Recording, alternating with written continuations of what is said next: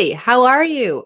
We're a little early, but that's why I say 9 p.m. ish.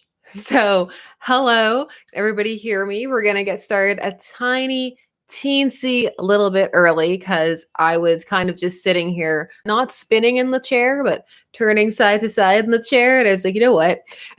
Might as well just start. I don't know why I'm waiting for the exact moment. If I had one of those actual, proper non-digital clocks, just be waiting for the hand to come around the corner. So might as well just get started. How are all of you doing? I hope you're having a good, today is Sunday where I am, a good Sunday evening. I just heard my cat downstairs. He's like, no, I want to be part of this stream, but not today because there's books and we have topics and we can't be distracted by Alvin. So we're supposed to talk about things tonight. I have Kingdom Come right here with me. I have the which edition is this? Whichever edition has the couple of additional scenes inside of it. I have the epilogue and the extra 8 pages with Orion, who is slowly becoming dark side. So that edition, I think it's the 2000 something edition. But at the same time, I'm not gonna lie, I'm in a really surreal headspace. 100K, I can't fathom it. It's unfathomable. Like, I know it happened, and thank you so much. And I am very grateful. And to all the new people, welcome. This is what these are normally like. Very, very rambly. So it's not odd or off-brand in any way. Oh, we are Fergie. Thank you very much for the super chat. It is much appreciated. We just ramble on doing whatever. And then last night too, I saw the Suicide Squad, which did not help because now I'm torn between two topics because it's still so fresh in my mind. And I was like, I know what'll help. I'll reread. So I got home from the Suicide Squad and reread this again. I'm like, now I'm just even more in a conundrum of what to do.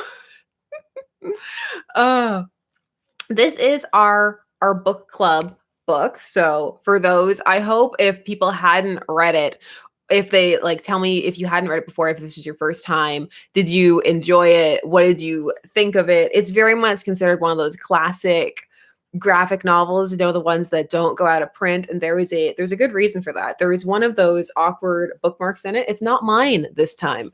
It was my husband's because it's his first time reading it. And he's like, oh, it's good. And I was like, I told you. Why you never listen? Oh, we are Fergie. Thank you very much again. Congrats on 100K. I'm wearing a tux for this. Am I overdressed? I don't know. Maybe you're underdressed. Maybe we should all be dressed like lords and ladies with excessive amounts of accoutrement just on top of all of ourselves. It's weird. Okay, so I don't know. I feel like sometimes you need to be in a headspace for Kingdom Come because of all the topics that it covers, with all of the heavy themes, like take aside the religious imagery and the revelations and all of that, but even just the questions about aspirational heroism versus a more kind of gritty, violent vigilantism, and how once you cross that line, how do you even get back from that? Because that's the crux of Kingdom Come, is in a world that has been overrun by all of these superheroes who are just doing things by whatever means necessary, and to the point where their skirmishes oftentimes don't even have to do with the people anymore. They're just fighting each other. How do you come back from that? How do you pull back to a more traditional type of viewpoint of heroism, which is very much presented as better because it is in this case, especially in this world, and keeping it safe. And then of course you get the awesome imagery of Kingdom Come Superman here. So I guess I'll do some background on it and then see how we go. Brightest Day. Thank you very much for the super chat. Kingdom Come is my favorite version of Green Lantern. Oh, you like the aloof sitting over the world and his giant emerald kind of, oh my God, I can't even remember the word right now. Satellite? Just satellite kingdom overlooking the earth. Yeah, the versions that they go with for the heroes who remain, I'm always taken by the Flash, who's just become almost pure energy, just running around constantly, keeping his city safe. No one even sees him. He's become the Blur pre-CW. So this was initially released in 1996. It's by Mark Waid and Alex Ross, who we saw his art last time when we talked about Marvels. After he did that, actually, he got the idea to pitch something equally epic for DC. So he had a lot to do with the plotting of this. He came to them with an outline and it was like, this, we need to make epic DC things. And it very much is. It very much is. Oh, also relevant, I guess, because we recently talked about I Am Not Starfire. This is where you get Nightstar from, the one of the other, Elseworlds version. There she is. Actually, she's right here on one of the early pages. Her costume in this always makes me think about Star Sapphire, though. I feel it's very Star Sapphire reminiscent. She comes up in a few pages, and she does have a tie-in, but I mean, she doesn't do that much in the main story except for be there, because very much it's the evolution of the Trinity and how they're taking shape in this new world, and it's one of those works that there's just this interesting blend of dread and hope, and that's an interesting combination. Here, look, here you go. Here's some Clark for you. Here's some Zaddy Clark. I don't know, his ponytail, everything there for the people. Oh, my biker friend who bikes by without a muffler every night. It's good to see you, or hear you rather. So basically, the crux of this is you have Superman reforming the Justice League and trying to reassert control of a world that's very much gone off the rails with these new heroes who have just been left to their own devices after he leaves. But of course, they're very resentful of the fact that they're just coming in and you're doing it wrong and then actually imprisoning them. So that doesn't go over very well. And so it's just this march towards what's going to be an inevitable conflict between the groups, and you know that it's going to be bad, and you can sense that it's going to be bad, and some of the things that you hope are going to end the conflict just don't.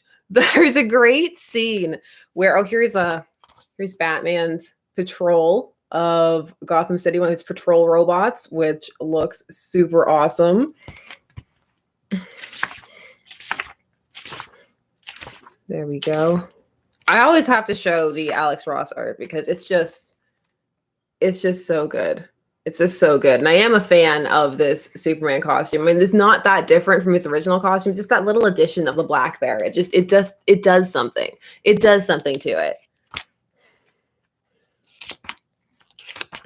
There we go. Where's the scene with Magog? Because there's this, I also love just angry Bruce here with his Bruce mug. The fact that his mug says Bruce. There are lots of little details, like Booster Gold is running a Planet Hollywood style restaurant, Planet Krypton, which is just so on brand for Booster. And in the scene where you see like bees there, fire, which is just all the little details in this art. It's one of those works where the more you know about the canon, the more you're going to get out of it, because you're going to notice these little details here and there. Promo, thank you very much for the super chat. I appreciate Suicide Squad 2021 more because of your videos on Polka Dot Man, King Shark, and Peacemaker. Thank you for the great content, and congrats on 100K subscribers. Thank you very much. Thank you. I'm glad that you enjoyed those videos. I actually have one on Bloodsport. It was gonna be up beforehand, and then in the video there was a little, it was a little like hair thing, but it looked really bad. It was bothering me. So I reshot it, and it's fine because I reshot it after watching it so I could add some of the commentary on Bloodsport from the film. Did I just call him Bloodshot? Because I really want to, because he's just Deadshot. He's just Deadshot with a Bloodsport coat of paint. So it was an interesting experience. There's a scene here when they go to get Magog, who's kind of the leader of this new brand of heroes, who launches this new era when he murders the Joker, and the public sides with him. And so Superman just can't identify with the mindset of people, and he leaves. And his leaving is the catalyst for some of the other older heroes just pulling back. And Magog is part of this group who are going to catch Parasite, and they send way too many people, and it just goes entirely wrong. And Parasite ends up slicing Captain Atom, and he detonates, and they just take out all of Kansas. And this is horrible, cataclysmic event. And when you feel like maybe you're building up to the conflict, and then it'll be okay. But when they meet each other, it's just so sad. It's just so sad, and he's just full of regret, and he has these lines about how you left because you were afraid of the future I represented, and they picked me, and now they're dead. And it's just so desperate and sad. The dread. It's really interesting, but I would say again, you do need to be in the headspace for it, because it is pretty deep. And so if you're not in the space to accept that kind of thing, you're just gonna be like, this is no thanks. But it's also a work that they've released tons of absolute editions and the like, because there are all kinds of little details, like someone just mentioned, like the character models and the like. So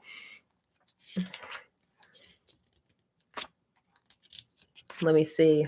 Yeah, here's where they find Magog. Oh, Superman's ponytail in this. Respect the ponytail. Ponytail. 90s ponytail. Realistic 90s ponytail for the win. Just there they are, confronting Magog. Just, it's worth it, even if you're not that interested in the story, just for the art alone. It's gorgeous. It's absolutely, these panels are fantastic. This is an additional scene, so it wasn't in the first printing of it, but where they have the conversation with Orion, who's become the new despot of Apocalypse, trapped there because he freed the people, but they were so afraid of something new that they would just rather have another despot, and so they picked him. And you can see, even in his appearance, he's slowly looking more and more like Darkseid. It's so cool. It's just a cool little visual thing. All of the cards. This is it's a 4-chapter miniseries that is Elseworlds. From my understanding, it was always, but I'm not sure because I was not reading comics at that time, 1996, 97, 96, 97, so I would have been 6. But then I know there was a sequel to this, The Kingdom, which introduced the concept of hypertime. And the way they explain hypertime is like, we need to rectify this continuity so that we explain that this isn't going to be the DC future. And I was like, I thought that it was never going to be. So why is this happening? Why is hypertime happening? Hypertime is almost like a proto omniverse when you think about it. And it's funny because I feel like people don't talk about hypertime or 0 hour anymore. I've said that before in a previous stream. So I'm talking about 0 hour clearly. There's the great Billy panel. There's some great Captain Marvel, because he's still called Captain Marvel at this point, panels in this. Oh, that's where my husband is. There's his, he just used a piece of toilet paper. We're the same person. Why don't we buy bookmarks? What's wrong with us? Here, check out Dead Man. Look at Dead Man. How awesome and eerie is that? That's so cool. Don't look at me, look at Dead Man.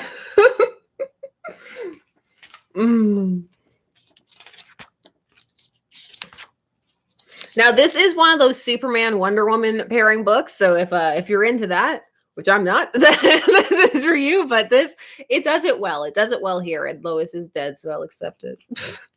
You know me, Lois Lane for life. Don't get between me and Lois. I have so many more Lois videos to do, but I need to calm down because I know that not everybody's into them. I'm like, I'm so excited about these ridiculous videos. I need to do the Iron Lung one. The Iron Lung one is hilarious. The Iron Lung one you will enjoy. Enjoyment will be had. I like to think you'll enjoy all of them. Does Dead Man have a tongue? I've got no, there was no tongue. That's great. Let's take that out of context. There was no tongue.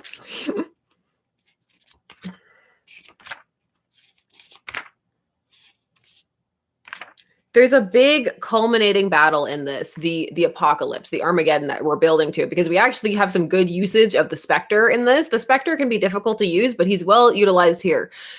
And you have the battle, and it's between Superman and Captain Marvel, and it makes so much sense. And also because of everything that they're doing with all of these nods to the different eras of heroes, it's so appropriate to have Captain Marvel be there, because people forget how big of a deal Captain Marvel was and how at one point he was the hero. Like, he doesn't last all of the lawsuits and like everything, but for a time, the big red cheese, you know, you gotta give the big red cheese his cape because he was a big deal. And if you trace it back, which I've tried to, you can see, I think, that some of the traits from him went to Superman. That lawsuit, they try and play it like, oh, only went one way. And I'm like, no, people be taking things. Here it is. Look at the panel of him showing up. For respect on Captain Marvel's name. Actual original Captain Marvel. I'll never let it go. I can't call him Shazam. I'll have to, though. And at some point I'll just start doing it and it'll be fine. But I'll cling. Because why not? Here's for the last part where they have the giant battle. Look at how eerie it is. You really feel like the world is ending because they're having this giant battle that they describe it as it won't be able to stop. Like once somebody kills, it's just going to spread across the globe. And it's very much feels like they're above people. Like regular people aren't even involved. They don't have a say in this. And that's part of what makes it so terrifying. It's really, really interesting. I got to get the fight panel because look at that. How gorgeous. How gorgeous. I got to hide my face so it focuses on the fight because it's so good. This is one of those works where I feel like I'm in Snagglepuss territory where I'm not doing it justice. It's very much a describe for yourself. And one of those things where if I was scripting it and writing it out, obviously because you can collect yourself, but I'm so full of appreciation just for it that I'm just turning back into a little kid. Just like, look at that. Look at that. That was cool. And then he fought him and then he punched that guy. Wow. Yeah, that's my little kid voice. There we go. Here's Batman showing up in his mech suit. It very much plays with the idea of the differences between the Trinity, but the core similarities as well. And especially takes it back to the core similarities of Batman and Superman, which sometimes get forgotten because they're different methodologies and outlooks and attitudes. But it takes back to the real base core of not wanting to kill and not wanting people hurt. And it unites them ultimately in this horrifying battle. And like Bruce and Diana have a pretty good fight in this, like a verbal fight. I mean, she flies him up. Like, what's he gonna do?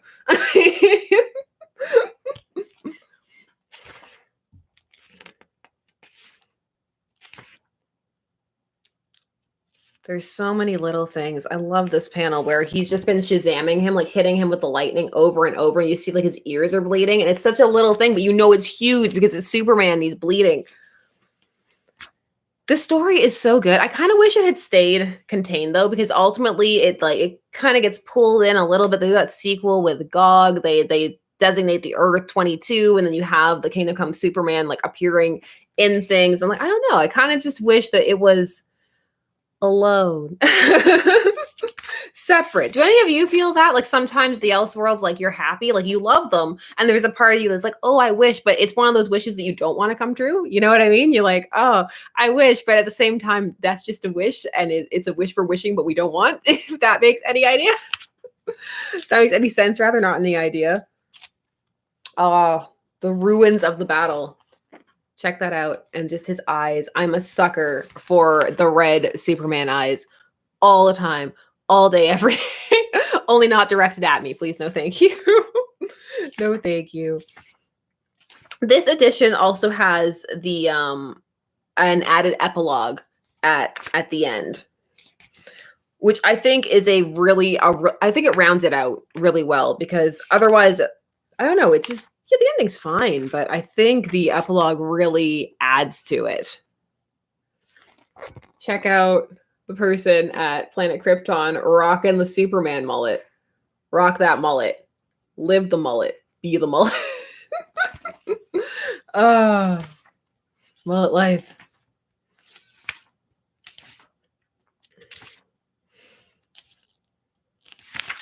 And then at the end of this one, you have some of the sketches and some information, not as much as in the Absolute Edition. Like when we did the Marvels, it just had pages and pages. I might get that. I might, because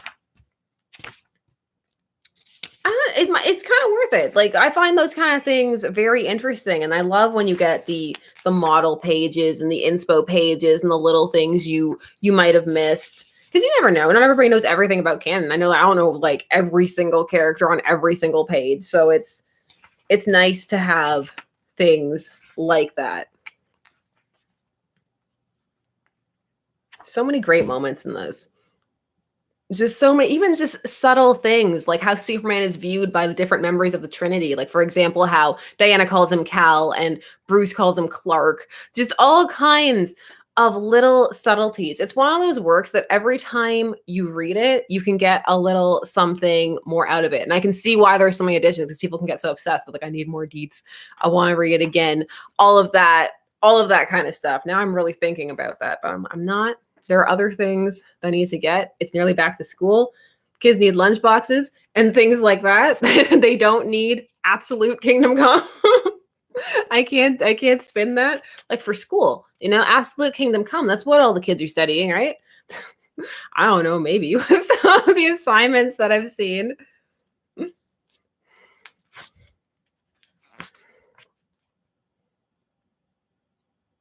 Just checking to see if there's anything else I want to highlight, except just read it. Just read it. And if there are any things that you feel like you really want to highlight, deep things, you're like, why aren't you getting deep? I am currently without words for a lot of reasons. Just very whelmed, as they say on Young Justice. Also, there's a cut on my foot, so I can't sit comfortably. But just, yeah, very, very whelmed.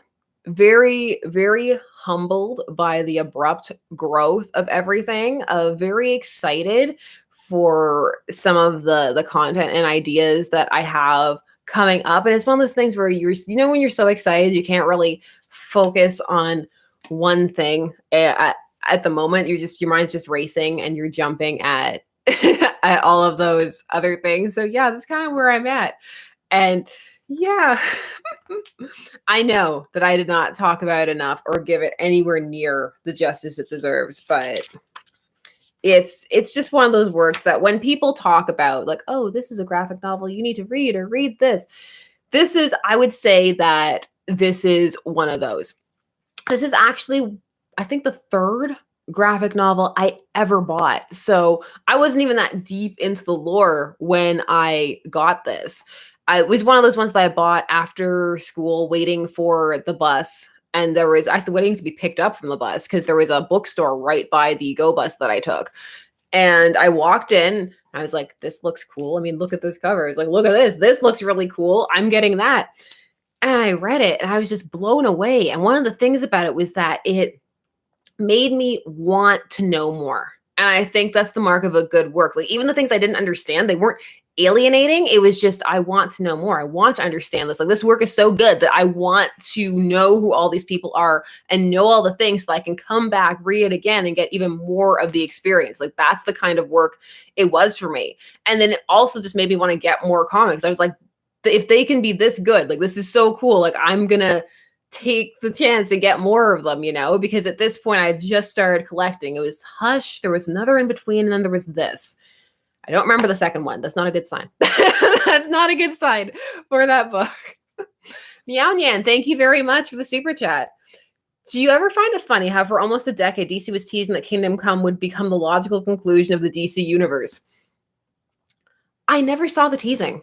Like, was that why there was hyper time? Like, I never saw the teasing. When I first got into comics and stuff, I wasn't really into the seeing what, like, the company or creators were saying. It was very much just figuring it out for myself, because I just wanted to figure it out, because I had some experiences early on where people were like, read this. And I was like, I hate it. And they're like, why? You should love this. And I was like, okay, I'm just going to go figure out what I like and everything and then come back. I'm going to figure everything out and then come back. And that's what I did. I was like, I need to know, and then I'll be back when I actually have read stuff and have opinions on things. So, oh, that's where I was at with that. But that's just the type of person I am. I still haven't read all the tie-ins. I mean, I've read the Nightstar one and stuff like that, but I haven't read every single thing attached to it. I know some people have. I did read The Kingdom. Again, I have sadness. Alex Ross left that midway through because of creative differences with Mark Waid. And I can definitely see why. He did a Wizard magazine interview, and I wish I could find it. It's probably in the way back that he just does this interview where he's so salty. He's so salty. He's like, I didn't want any of that. I hate GOG so much. It's so good. Oh, did they actually tease it that it would happen? If they teased it would happen, I can see why some people would be like, no, I don't want it. I mean, it's a little bleak, especially like some of the things, and like it's a little bleak, and then certain pairings don't happen and stuff. So yeah, I can see it being like, no, I don't want it. Boo, I want happiness. Whenever you actually say like this is the future, you're always gonna get, you know, some kind of pushback. But I mean, I don't think inventing hyper time solved anything, but that's just me.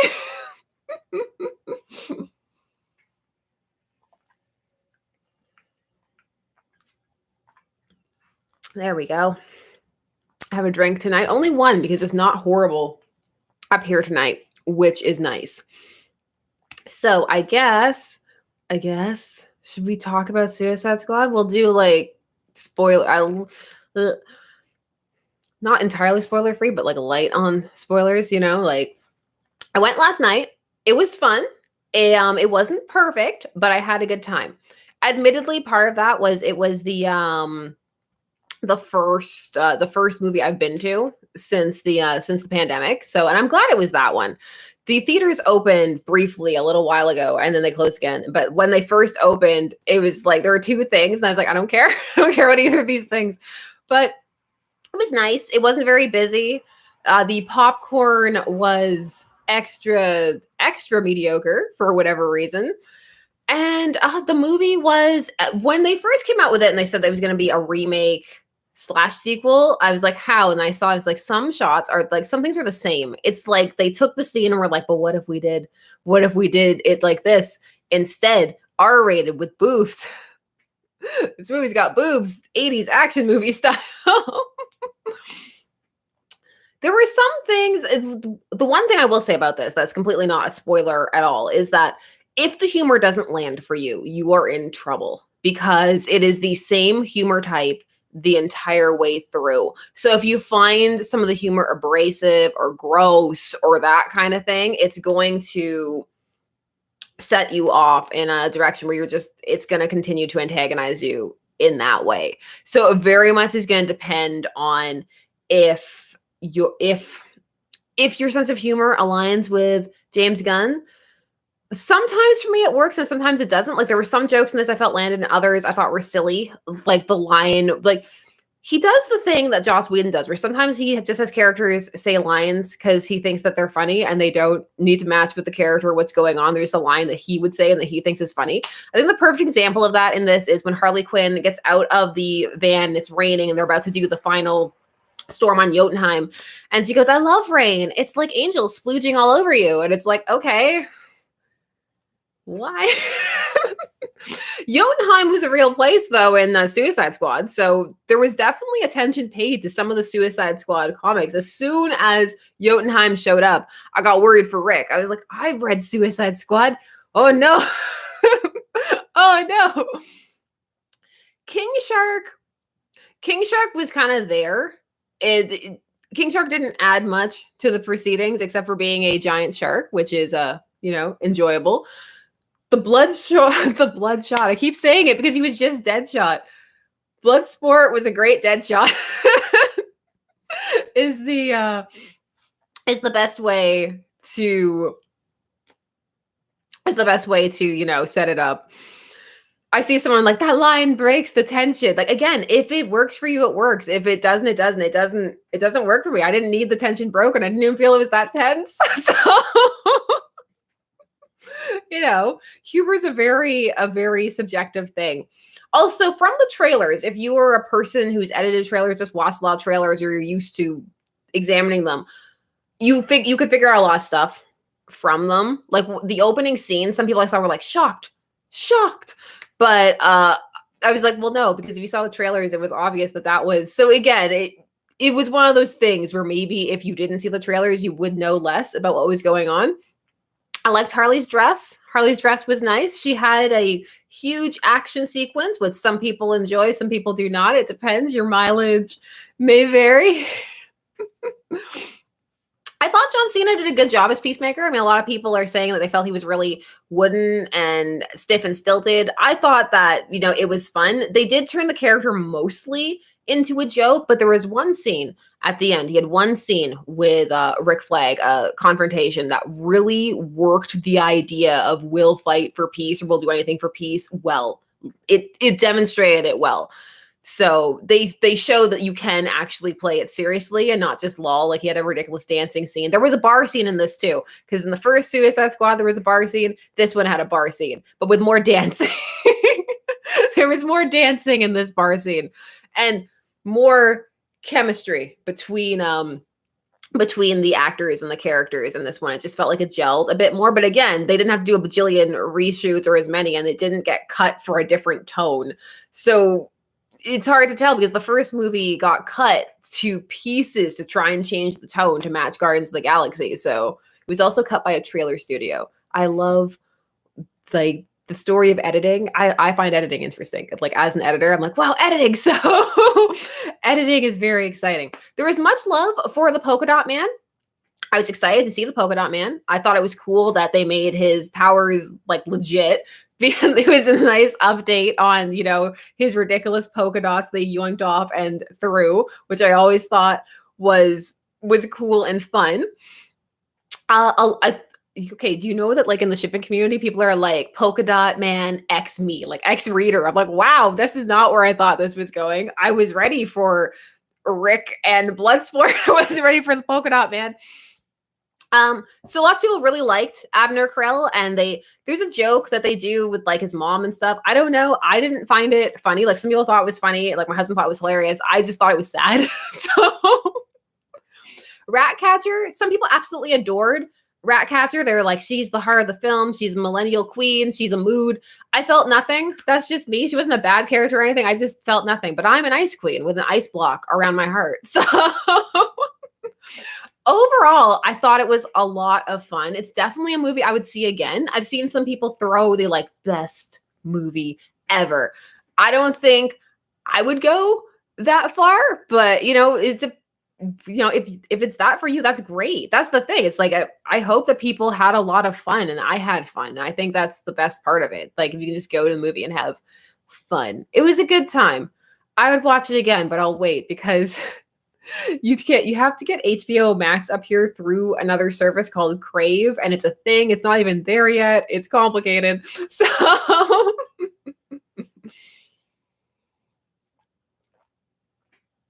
Bloodsport, one of the things that I got to add to the video after the fiasco that was my first filming is they've brought him back in the 2021 comic because they are making more of a push for horizontal marketing and tie-ins. And so because of that, they've modified the costume, which is really good because I love the mask that they gave him in the movie. It's so much better than his original costume was. He came out in 1987, which was the same year as Predator. And he's very much got that look. He's wearing a bandana. He's got bullets upon bullets. He's got the tank, like the tank top, not a tank. But it's 1987, so he could have a tank, but yeah, so it's definitely a cooler look. The black mask with like the skull looking mouth it's a good update. The 2021 Suicide Squad, by the way, for those people who had their money betting it on potentially Connor being actually Match, you may be right. So whoever you made that bet with, whoever you made that bet with, it does look like, yeah, it does look like an alien mask, which would actually be potentially really clever because the first look was Predator and the second look was Alien, and there I am reading way too much into it. I'm sure that I don't know if people cared that much. Some of the extras too in the office, like Waller's office, actually looked like some of the people who were in the Suicide Squad run from the 1980s. So that was a nice nod to it. But yes, enjoyable. And they're definitely going to work some of those characters into the Suicide Squad comic, which is pretty okay. It's a pretty okay run. Multiverse, Crime Syndicate, Earth 3, things are happening, and the art's good. The art's really nice in that comic. I'm still secretly reading it, just like I'm still secretly reading Robin and Wonder Woman / Wonder Girl. I'm reading many things. I also read Poison Ivy Thorns, which came out the same week as I'm Not Starfire, but nobody cared. I'm like, listen, you know, like other stuff came out too. Other stuff debuted too.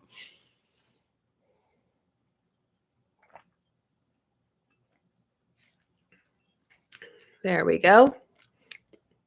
So yeah, Kingdom Come's good.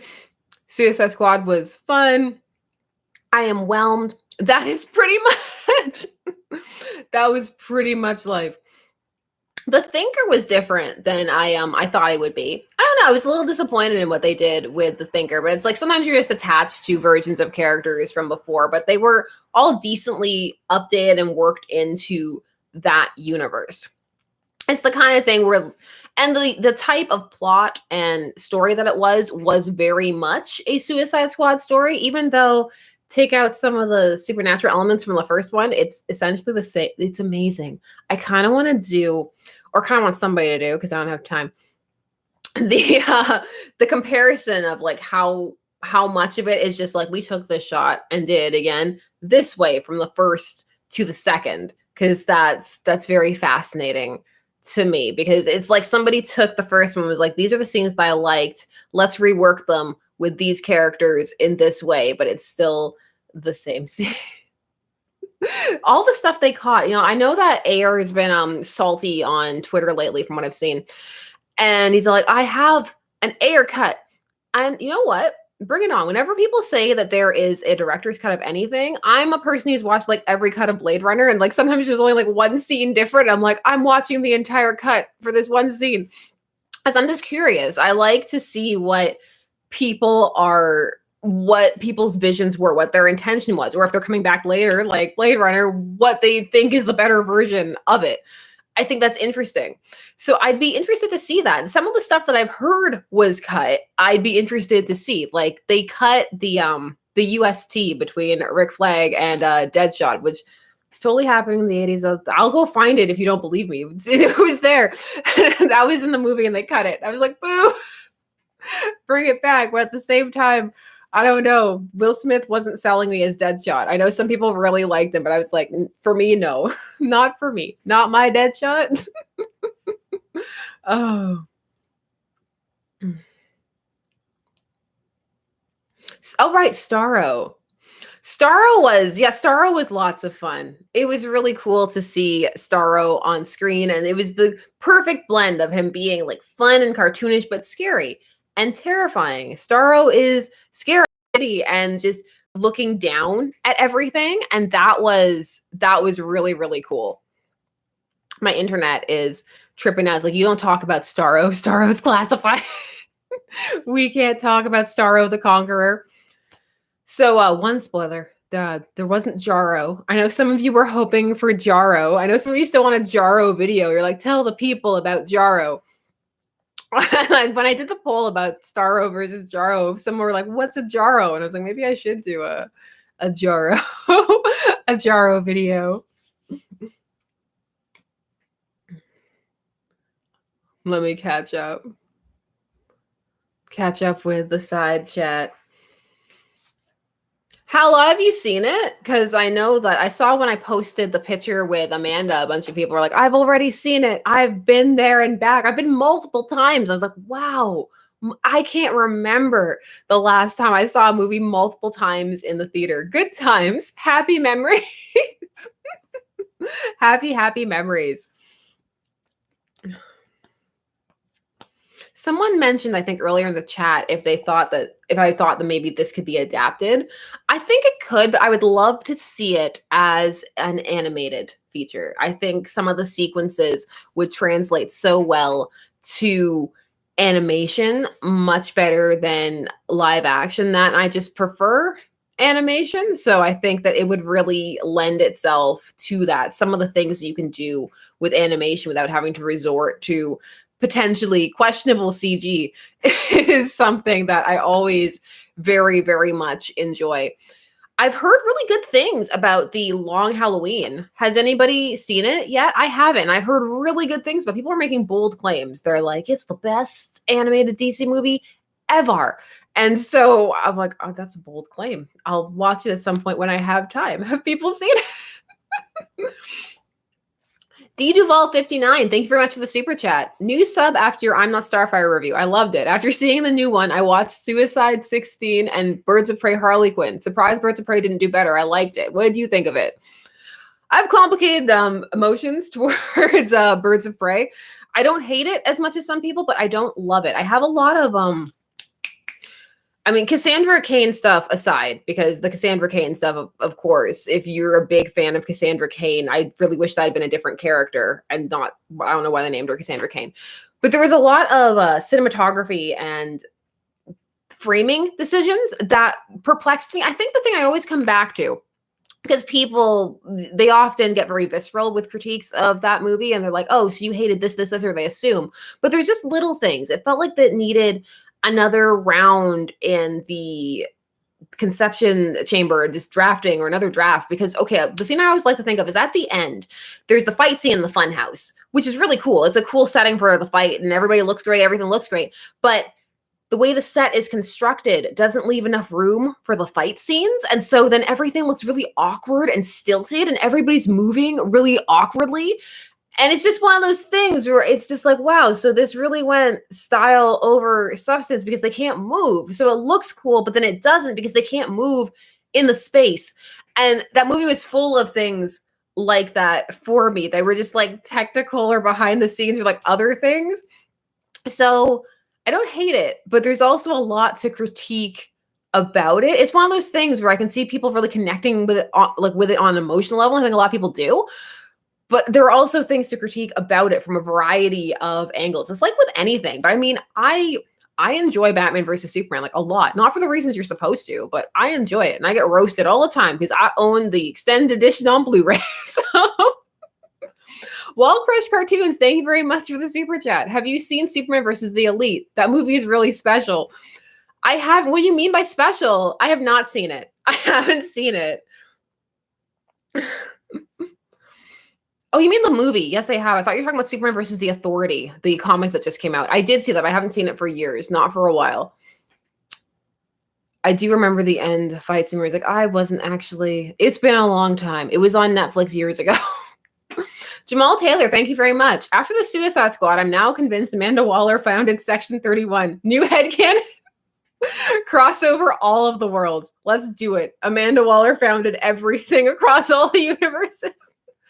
I really like Viola Davis as Amanda Waller a lot. I think she does a fantastic job.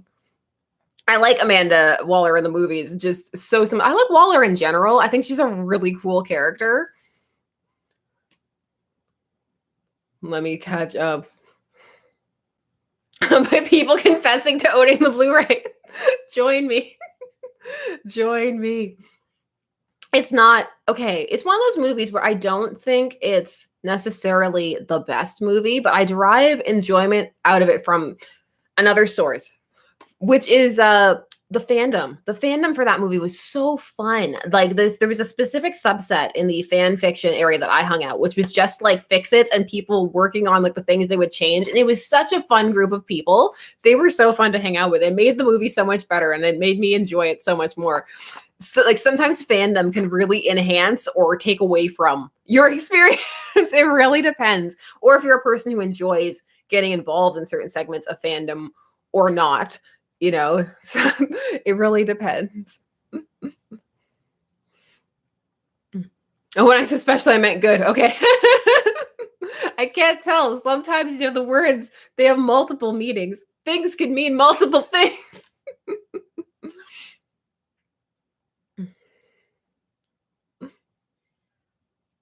I can hear my cat. He's so salty. He wishes he was here. He's like, I have things to say. I have things to say about movies that I didn't see and books that I didn't read. There was a moment the other day. It was, I'm going to tell you about it because now you know I have two cats. Well, if you didn't, now you do. There was a moment where they both came up here. It was the first time. It was magical. And then I ruined it by coming up and taking a picture of it. I disturbed the piece. But yeah, it was happening and it was cool and it was worth it. My cat has Starro opinions. Yeah, my cat has strong feelings about Starro. I don't think I would go see it in the theaters again, just because it's so difficult to get babysitters and the like. Like, I would definitely save another theater experience for something else. I don't know, Venom 2, Let There Be Carnage. They dropped the trailer in front of that, and I was like, oh, so they're just leaning full on into the ham. Go for it. Get it, Eddie. I mean, Venom was another one that I really enjoyed, but not for the reasons you were supposed to. His like YouTube vlog show that he did at the beginning, I was like, this is everything. It's so ridiculous, and I love every second of it. So good.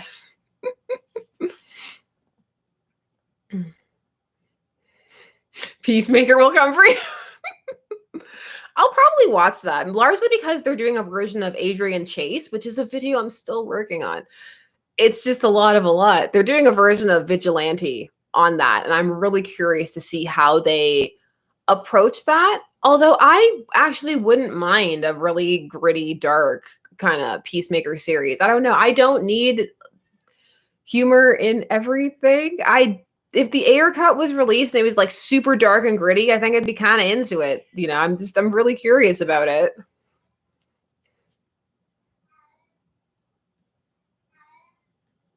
He's so angry. Team Polka Dot Man. It is really fun to see more obscure characters brought forward and repurposed like that, and to get to actually see them do stuff on screen. Because if you've been here a while, you know that I love the obscure people, and you can really do stuff with them. It's why I'm a bit sad about Bloodsport, because they changed his backstory entirely, which is fine because his backstory before was pretty niche. So they updated it, but what they gave him was a pretty generic one because it's so clearly meant to cover up for the fact that he's not Deadshot. Like his daughter that he now has, that he has a rough relationship with, or his friendship with Rick Flag. And I'm like, I see you. I see you. Like, you can't trick me. I see you. I know stuff went on behind the scenes. Kite Man movie. I'd watch it. Are we talking like gritty, sad, like Tom King Kite Man? But you know the Charlie Brown memes? They would show up all of a sudden, like the Peanuts would make a resurgence just so that we could make jokes about Charlie Brown. And it'd be worth it. Let's do it. Why not? Let's do it.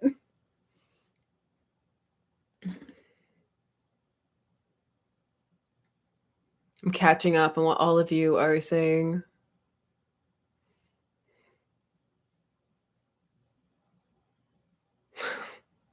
We need a Titan Man movie. That's right. All of the obscure Lois Lane characters. That's what we really need. That's what the people are waiting for. That's the CW show that we need. It's right there. You don't even need to change the source material. It's all there for you.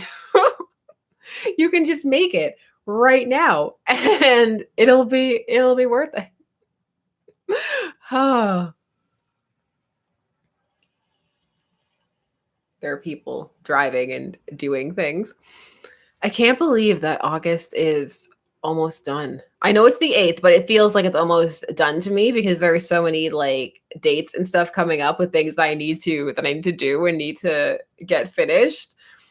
And yeah, there's a bunch of like videos that I really want to make, and I hope that I'm going to get to all of them this month. If not, though, it's fine. They'll all show up eventually. Someone asked in one of the videos if the Claylist series is canceled. It's not. I actually almost filmed Clayface 7 the other day and then ran out of time. Then I ran out of time. But it's still there. It's still happening. You know that I love Clayface, and I'm not just going to leave you hanging on the 7th Clayface is the one where it really starts to diverge. So we got to get there. 7th Clayface is just left field, and also feels like they just attached Clayface on after the fact. So we definitely need to talk about that. Captain Omni, thank you very much for the super chat. Do you think it's odd that we've never gotten a Captain Carrot in the Zoo Crew cartoon? DC's weirder cartoon choices. I don't know how they pick what they make or what they're. I know there's a bunch of new cartoons and shows coming out, and I'm so behind. I'm so far behind on all of the adaptations on whatever is coming out. So it's always like a pleasant surprise. Like, oh, wow, they're making that. That's cool. Legion of the Super Pets was the one I was really paying attention to. My husband made a chart of like upcoming things so I can try and be a proper YouTuber and actually do, horizontal SEO stuff, which I'm going to do with Bloodsport, but mostly because I think the Bloodsport, what happened there is interesting, especially with the second Bloodsport, who is a white supremacist and that had a boxing match, but the first Bloodsport, there were interesting things to talk about. But he forgot Legion of the Super Pets, and how dare he's fired the only one that mattered. Just kidding. Howard D, thank you very much for the super chat. Congrats on the 103K. Thank you. I can't believe it. YouTube still hasn't verified my channel. Someone asked me, they're like, where's your play button? I'm like, they need to verify it first, and then they need to send it to me. They haven't verified it yet. Oh, they'll get to it. I am in Canada, and they treat that like it's really far away. D. Duval, thank you very much again. Again, new sub, but I'd love to hear your thoughts on the Clone Saga. What a weird time for Spidey that they'll probably never do in a movie or show. They did kind of do Clone Saga a little bit in the 90s, like sort of, kind of. They touched upon it a little bit. There were clones. Clones happened. Did they touch on it in Ultimate Spider-Man? I know they did the Spider-Verse stuff there, but I didn't watch Ultimate Spider-Man all the way through the same way that I did with the 90s Spider-Man because I was older. So if they did touch about it, I don't know. The Clone Saga is interesting. I just feel bad though, because I know that it wasn't supposed to last that long. So I feel kind of like it's hard to roast it when you know that there was someone there who's like, make it longer. And like, but it's done. But it's like, no, add to it, add more to it. And I know what that's like to be in that situation where you finished everything and it's done. And someone comes in and is just like, but what if we made it last like 8 more months? And you're like, oh. And at the end of the day, it's you who looks bad. Like, I can't believe that they stretched it out past. It's like, I didn't want to. Please stop. Oh. I like Ben Reilly. Someone's saying Ben Reilly is cool. I like Ben Reilly too. I actually really like his jean, like ripped jeans costume and stuff. I don't know. It speaks to me. It speaks to the 90s kid in my heart. Trey Dodson, thank you very much. I would like to hear your thoughts on Bob Haney's Brave and the Bold. I need to talk about Brave and the Bold. Any Brave and the Bold. There was a period of time when I was charting all of Bruce Wayne and Hal Jordan's interactions, and that led me into a very interesting Brave and the Bold. There were some interesting Batman Green Lantern crossover stories. Let me tell you. Captain Omni, thank you very much again. Do you think we need a Silver Age Superman-based cartoon in the style of Batman Brave and the Bold? Superman's adventures in the Silver Age. Superman can get pretty jerky in the Silver Age. If we can find a way to modify it so we're not falling into like the Super Dickery page, then potentially. El Torito Rike, thank you very much. Hey, Sasha, I just want to say I'm really happy and very sorry that you read I'm Not Starfire, because after hearing what you said, because I can't stand Manny at all, but at least it's not canon. I'm not sorry I read it. Oh, I'm not sorry I read it at all. I meant what I said. It was meant, but I think that there were parts of it that were well done. I know some people were like, you're just going easy on it, because no, there were parts that I thought showed genuine forethought and foreshadowing, and that I could follow the veins of what was attempting to be done, even if it didn't land. There were people who said that there was like no effort put into it or anything. I'm like, that's unfair and untrue. There was clearly thought put into it. I can see not liking it. There are plenty of things that I don't like about it, but I will stand by what I said in that, which is that the amount of weight placed upon it. I know some people think that's a pun, but it's not. It's the perfect word to encompass everything that's being thrown at it, is more than it deserves. It's become something that it's not, which is a pretty mediocre. I know some people, like, the intentions didn't land, but I do think that it was well-intentioned. I have seen that some people feel that, she isn't portrayed nicely, that if they're trying to do any kind of like body positivity thing, then she's too mean. I've seen lots of different accounts upon it. It's become a lightning rod for so many things, but at the end of the day, I really do think it's just a mediocre work that got a lot more attention placed upon it than it deserved. But I am in no way sad that I read it at all. I've read far worse. I really have. I've read far, far worse. It's just another non-canon Elseworld story that I've read in the YA vein. Just, it was okay. And there was one scene like I highlighted it. I did like the usage of social media in the one scene, not in the later scene with the selfie. Like, oh no, like the selfie, I can't believe she took it, even though I didn't tell her that it would be a problem. Because you could have worked that, because I've seen that with some younger people that it can be a big deal, but they didn't work that in very well. And the high school football battle at the end with, and then the getting powers, but they didn't set it up. Like there was a lot wrong with it. But again, it wasn't effortless or meritless. It's not a 10, it's not a 1, basically.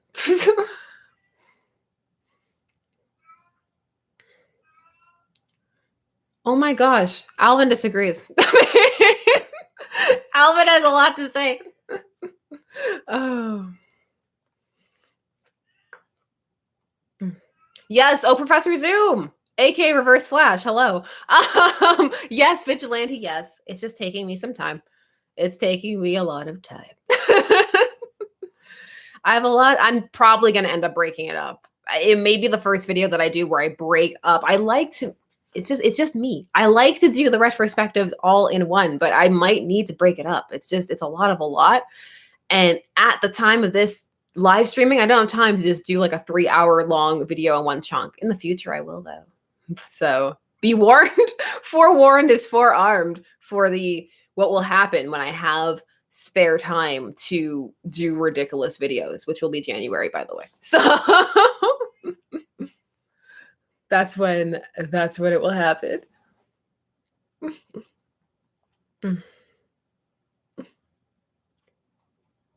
We are Fergie. Thank you very much. Love the stream. See you later. The dog is insisting on a walk. An advantage of cats.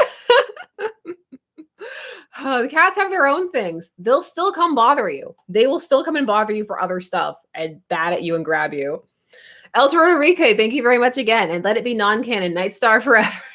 A lot of people felt that way. It's interesting because they're both just Elseworlds versions of potential hypothetical children who are not.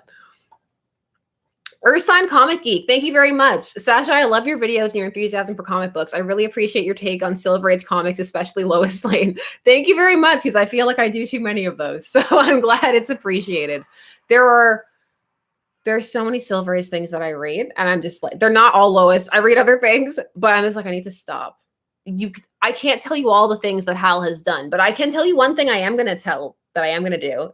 The shark, Karshan. When I did King Shark, I have to talk about Karshan.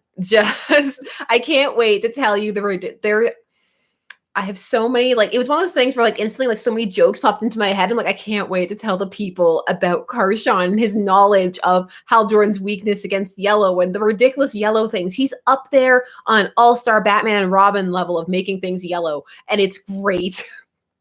Rachel Duncan, thank you very much for the super chat. Do you have a favorite amongst the DCY graphic novels? I really liked Superman Smashes the Clan.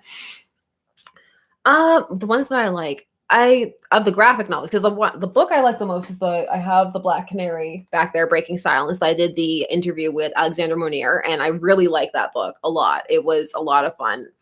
And for the ones I cycle for the graphic novels, one of the ones that I really appreciate is one of the little kid ones. It is back there somewhere. It's hidden.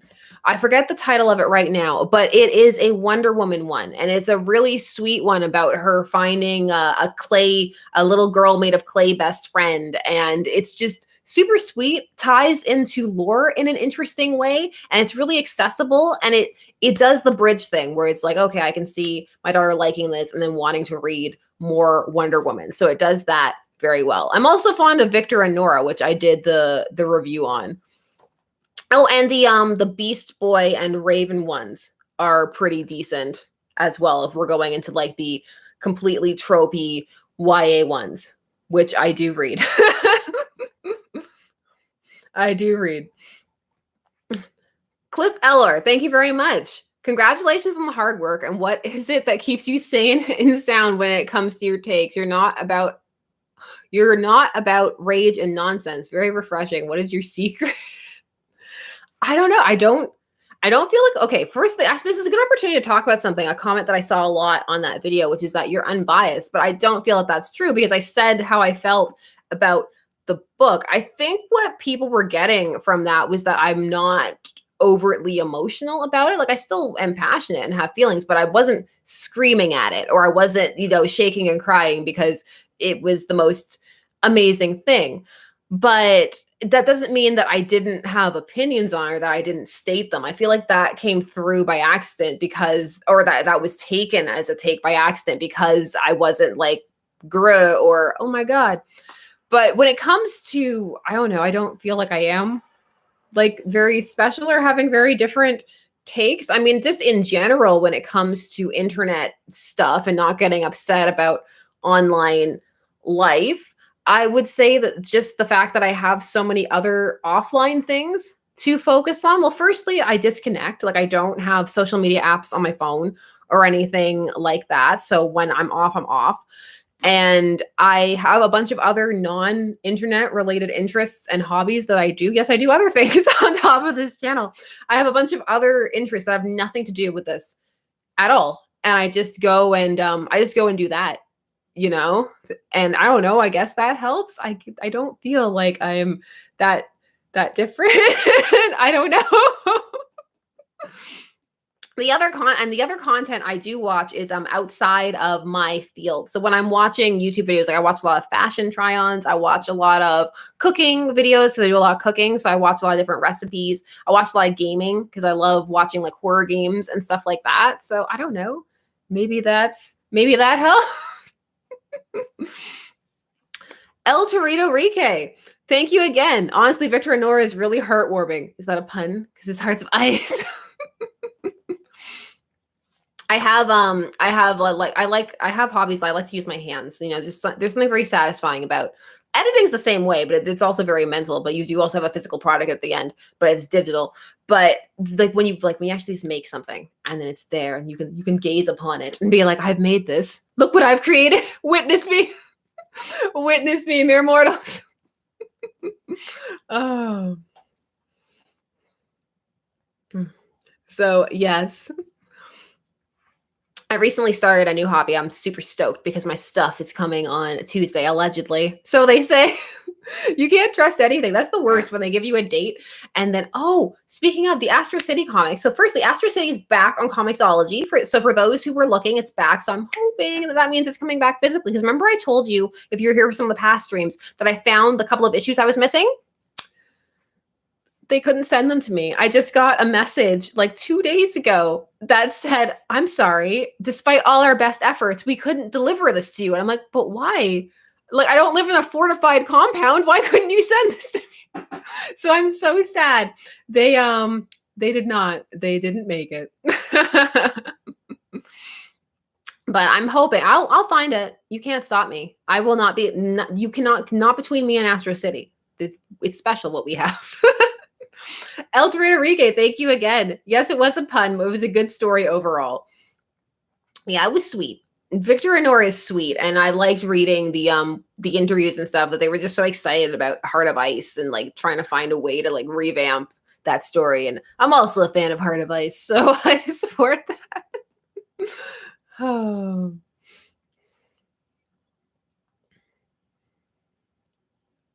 Let me catch back up again. Bukaya 619, thank you very much for the super chat. Have you read 18 Days by Grant Morrison? I have not. No, I have not. What is that about? Tell me things. Tell me about the things. Tell me about things that I should be reading, and I will add it to the never-ending pile of things that I am already reading and potentially actually read it. Weasel was gross. Yes, I see that if coming up in the chat from the Suicide Squad. Add the determiner to the Suicide Squad. Yeah, really gross. Super gross.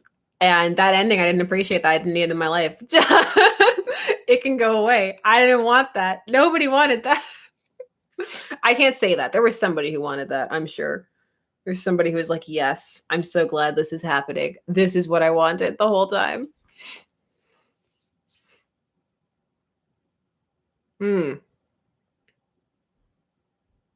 Oh, okay. Okay, so that's what it was. Yeah, okay. Yeah, that was one of the comments I saw a lot. When I posted the picture of me and Amanda, I got a bunch of like the wrong people died and the wrong people lived and stuff like that. So that's always an interesting debate. And like, I mean, I know who, spoiler free, who I'm sad. My heart is full of sadness. I have hope. I have dreams. I'm like, but nobody is truly dead in comics. Everything's fine. We have omniverses and hypertime and other things. It's totally fine. I also got the trailer for Dune, which I'm super stoked about. I'm like, they haven't done it right yet, but every time I'll be there. I love Dune. Dune is dense. People keep asking, they're like, should I read Dune? I'm like, I think yes, but it's really dense. It's a very dense book, so get ready. But the imagery, some of the imagery looks so cool. I'm so excited. Like they showed more of the Harkonnen base and stuff in this trailer. I'm like, I love it. I love it so much because the Giger stuff that they showed back from the Jodorowsky Dune that didn't happen, where he was gonna like live in a giant version of himself, looked so cool. And it looks kind of like they've gotten sort of close to that with this. And I'm like, I'm so excited. Isaiah Harris, thank you very much. Congrats on 100K. I've been watching you for so long, and I'm happy to see you get your well-deserved recognition. I'm pleased. And again, I'm grateful. I'm just kind of stunned. I don't know how to feel about it. Nobody ever believes me, and they think I'm like humble bragging or like looking for like, I don't know, clout or support or something. I'm still stunned that people watch. I feel like it's a defense mechanism so I can get up here and be ridiculous on camera. But there's a part of me that's like, wow, really? Okay. It's like, it's surreal. It's surreal. I'm a person who has a lot of words, and I don't have words about it. My husband came home with champagne, and he was like, congrats. And I just looked at it, and I was like, thanks. I then drank that champagne because it was really sweet, but he was so much more hyped than me. My dad called me too. He was like, I told you. And I was like, thanks. I'm still very stunned. I feel like it'll feel real in like a week or so. After it happened, my friend asked me, she was like, what are you doing right now? And I was like, editing. So I'm editing. It happened and I went right back to editing. I was like, I'm Marvel What If. Marvel What Ifs. That's what I'm doing. I'm reading Marvel What Ifs and editing videos about them. Oh, that's something the Eraser would say. Oh, bring back the Eraser. Where's my gritty Eraser reboot?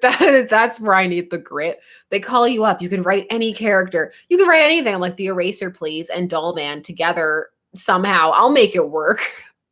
I'll find a way to make it work. It'll happen.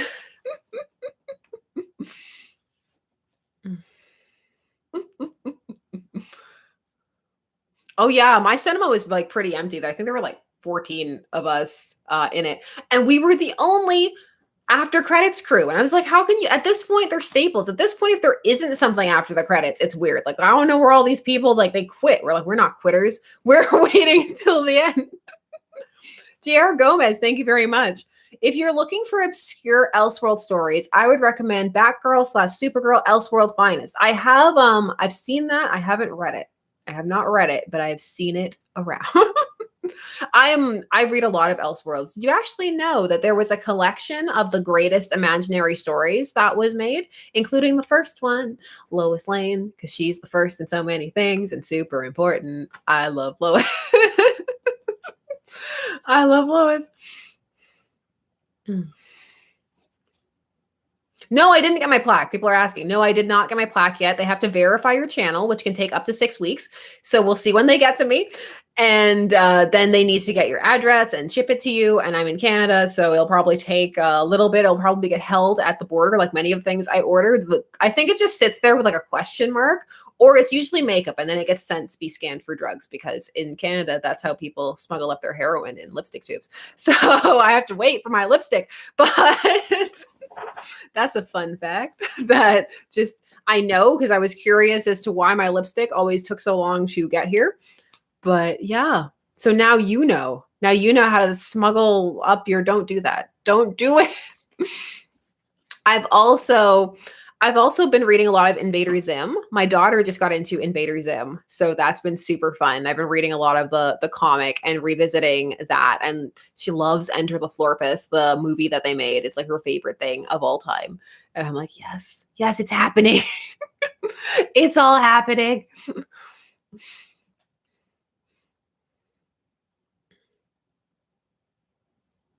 Yeah, I see all the love for Ratcatcher. I don't know why she didn't like. I get what they were doing, like the parallels, the father-daughter thing. They had the really heartwarming, like backstory with her dad and stuff. But for some reason, I didn't. I don't know. I don't know. Rick.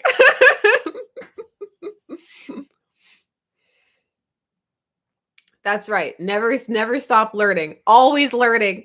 Even if it's random, useless. Actually, I started because of my new hobby, I've had to do a lot of chemistry lately because it involves lots of like mixing and like formulating and stuff like that. And it's so funny. I had to do all these fractions, which is not my strongest suit. Math is not my forte, but I can do it when I need to. My dad got so excited. He like busted out like a mental math book. He was like, it's happening. He's like, I knew this day would come, and busted out the math book. He was like, this will make the fractions easy. Like, thanks, Dad. Oh.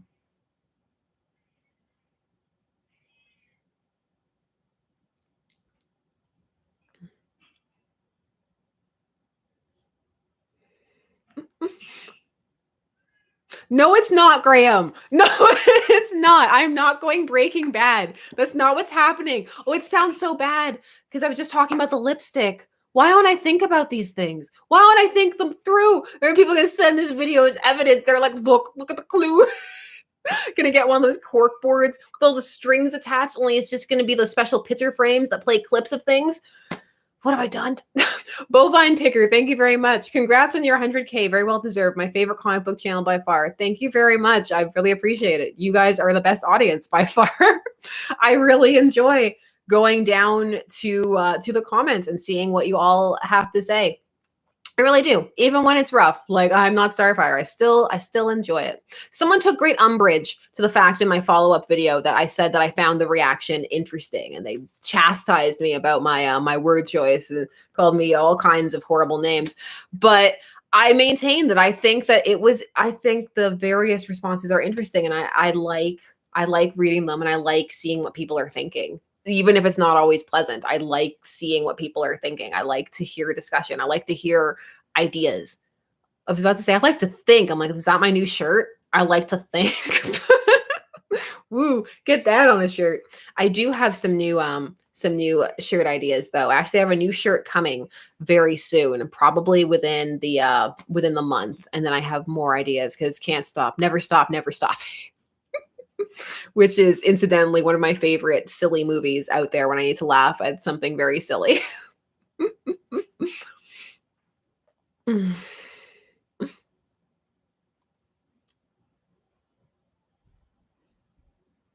Have you considered coming to the States for traveling's difficult right now.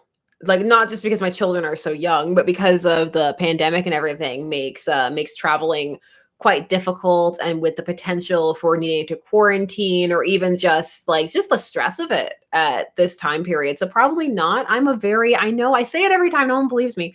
I'm a very shy person, and so the whole going out and being out there in the throngs is a lot. It's a lot of a lot.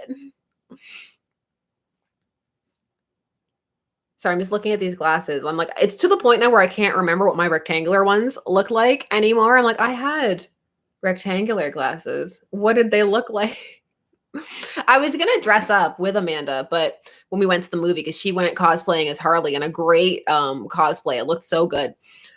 But the only stuff I have my wig, but I only have the sweaters. It was too hot. I was like, I can't join you. I'm not that committed.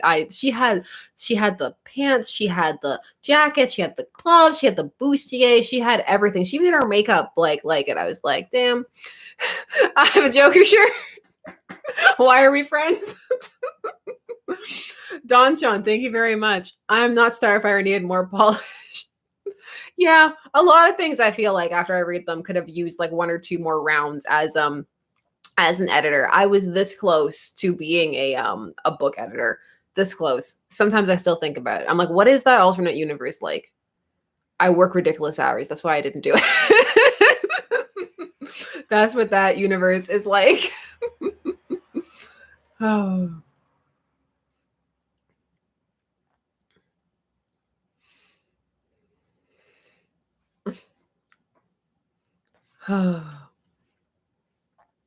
Mm. My friend also got she got the dress from it too, but it didn't come in time for the thing. And I'm like, that dress is a lot. That's a lot of, they kind of justified why she was in it in the movie, but it was still a lot of dress. I was like, this dress is a lot of dress. I like this dress, but it's also much dress. That's how my thoughts run in my head. That's what the thoughts are. That's what the thoughts are like in there. I do have a video that I've started scripting. I'm waiting because the comic, it's a mini series. It's ending in September, but it may be my favorite thing ever. It may be it. I'm in love with this comic so much. I'm so excited to tell you all about it. It's totally just me. Like it's totally just like it's hitting all of my buttons, but I'm really excited to tell you all about it when it happens. I'm keeping it a secret because I don't want you to laugh at me. But Steven Siller, thank you very much. Longtime viewer, first time commenter. Love your work and thank you for sharing your view with us. May I humbly request Hawkman by Robert Venditti. You know, that's going to come up at some point because people keep being like, make that confusing Hawkman video. Do it. And I'm like, I'll do it when I have time. I'm going to do it though. Like this grade school taunts, do it. I'm like, yeah, I'll do it. Take that. Watch me do it. Watch me talk about Hawkman.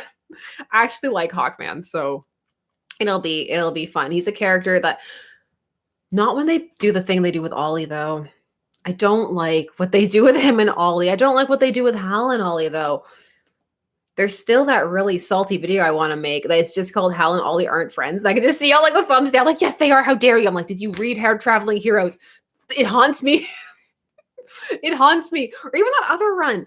What was the run where Connor gets shot and Hal shows up to help? He's like, let me try, and like, he just like attacks this every time. Because, okay, here's what happened with me and Hal and Ollie. This is the backstory.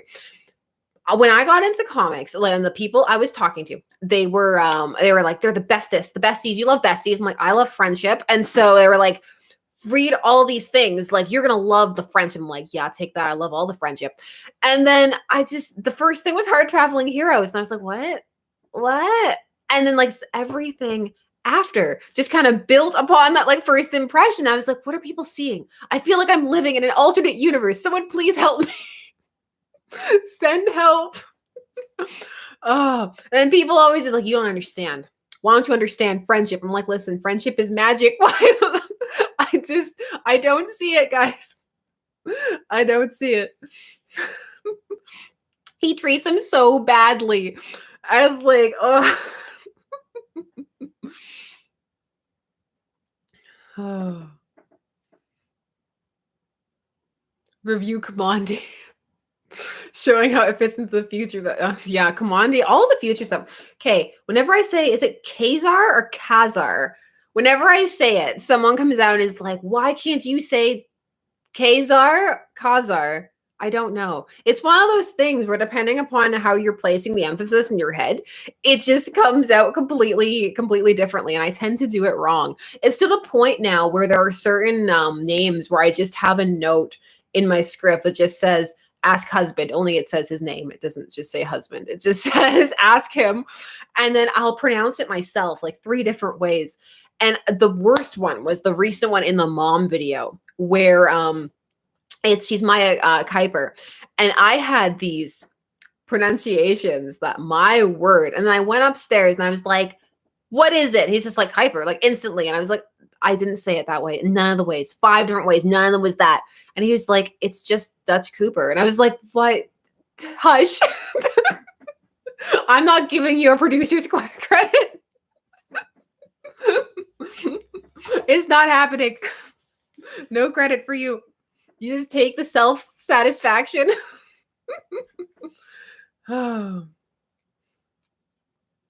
not Quasar, like Kazar, like the jungle guy.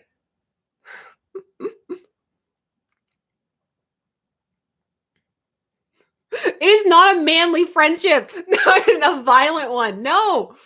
No. Awful him. I refuse.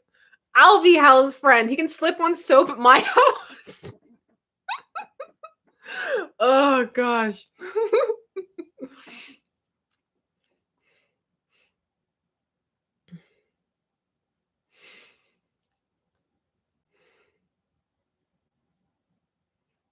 Oh my god, someone's asking me about Batman Fortnite Zero. I forgot that happened. I forgot that happened, but it makes sense. I mean, the kids love Fortnite. I'm not gonna roast the kids for liking Fortnite. Just I'm not gonna roast the kids for liking TikTok. I'm on TikTok. I mean, I don't do anything on TikTok, but I'm on it because I want to understand, because it's important, because I have kids and I want to be involved with the things they like. So I need to stay on top of what's popular in culture so that I can be not one of those moms that's like disconnected and doesn't know what's happening. That will not happen. I will be on all the cringe apps because I want to know everything. And so now I have all these new songs and stuff from TikTok. I've learned a bunch of makeup hacks from TikTok. It's not all terrible. There are nice corners of TikTok. Maybe one day I'll even make a TikTok. Like, I don't know. We'll see what happens. We'll see how life goes. I like to keep up with whatever is going on. It's the same reason why like every month or so I'll just listen to the top 40. I'm like, I just need to know, what are they promoting and telling me is supposed to be popular, then what's actually popular based on TikTok and Spotify, and like what's blowing up, what's happening in the slang. Let me go watch a bunch of young people. Like, it's important. It really is important, like, to me, to try and keep up so that I can understand. I never want to be in that position where something is happening with my children and I can't understand it. That terrifies me. No, I want to know. I want to know. I tried to play Fortnite. I'm not good at it, so that's why that's not happening. And Minecraft also. Also, I just don't like Minecraft, but I understand it. So yeah, achievement.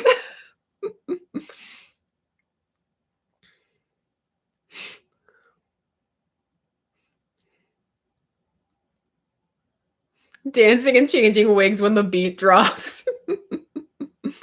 I have a few wigs actually that I have my eye on. I'm flirting with them. One is out of stock though in the colors that I desire. And it's the only thing that's stopping a giant wig haul from happening. So it's a good thing. Hopefully it never comes back in stock and it stops me from being the person that has way more wigs than are actually necessary. Nobody needs as many wigs as I have.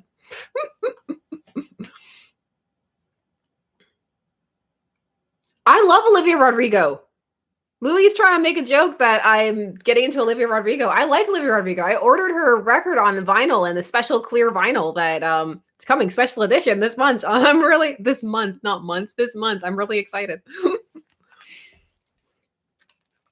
I'm always so happy when I like connect with like new music. I'm like, I'm not old yet. It's a mindset.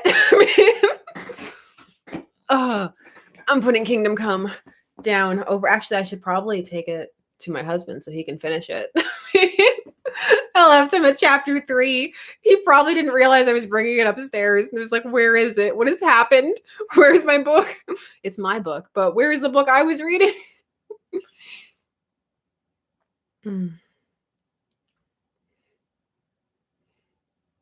All right. I don't even know what we're chatting about anymore, but I check out Kingdom Come. I'm sorry that I didn't go more in depth to it. Again, it's one of those things, maybe I'll come back and get like super deep into it in a video because it deserves it. It definitely deserves it. Had fun with Suicide Squad. Thank you very much, SR Hayes, for the super chat. Oh yeah, maybe I could do the Nightstar mini that happened. That'll be the gateway. The gateway will be Nightstar and her Star Sapphire outfit. But yeah, and I just want to say thank you again for everybody for watching, for supporting, for continuing to support, for leaving comments, for the puns and the jokes, and for hanging out, and for listening to me ramble, and for giving me cool peeps to talk about comics with. So thank you so, so much. There is so much more coming. You know, we're just going to keep doing the whims, whatever they are, whatever we feel like, talking about, we're going to talk about. Bloodsport coming soon to a video near you, along with other things. And yeah, thank you very much. Enjoy the rest of your day, night, whatever. As always, this will be up for people who just showed up, and you can watch it later. Live chat will be there so you can read what people said. And I will see you all again very, very soon. Yeah. Bye, guys. Thank you so much. Bye.